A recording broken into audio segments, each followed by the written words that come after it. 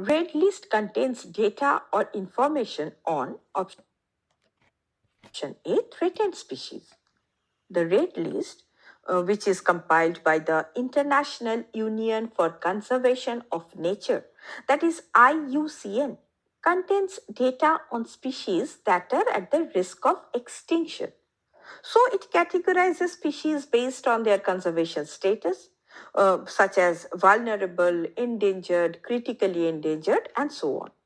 Hence, it is the correct option. Option B, marine vertebrates only. It is incorrect because the red list includes information on all types of species, not just marine vertebrates.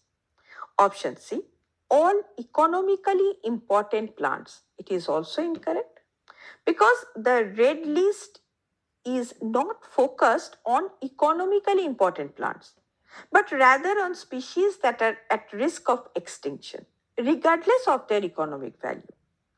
Option D, plants whose products are in the international trade.